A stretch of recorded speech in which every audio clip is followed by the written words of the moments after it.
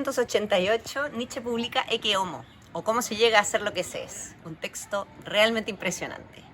Allí dice que está muy interesado en un tema del cual depende la salvación de la humanidad más que de ninguna rareza de teólogos. Este es el problema de la alimentación. Esto es muy especial porque la alimentación en realidad nunca ha tenido lugar en la filosofía occidental, en toda la tradición, al menos no desde Platón en adelante. Nietzsche es algo así como el primer filósofo del comer. Está muy interesado él específicamente en un proceso de la alimentación, que es la digestión.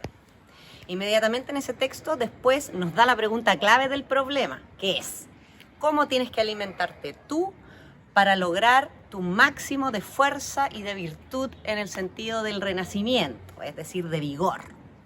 Esto es muy interesante porque un poquito después en el mismo texto habla de la cocina alemana y la relaciona con la filosofía alemana.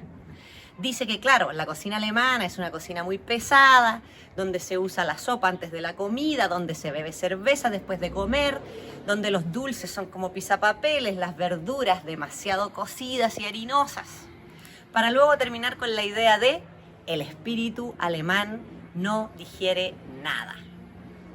La noción de digestión, entonces, que es una noción metafórica en este contexto, pero como sabemos, al menos desde los 70, para Nietzsche siempre el sentido propio del sentido metafórico, aparece también en un texto del año anterior, La genealogía de la moral.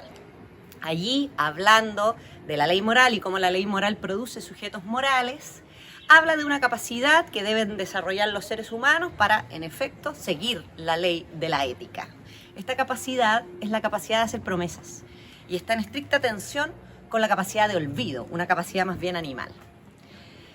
Nietzsche dice entonces que para crear sujetos morales hay que inhibir la capacidad de olvido.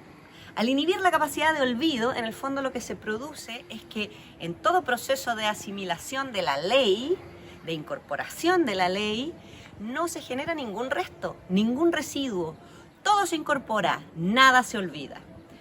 Por esto Nietzsche dice, aquellos que han incorporado exitosamente la ley moral de los débiles son dispépticos, no digieren bien.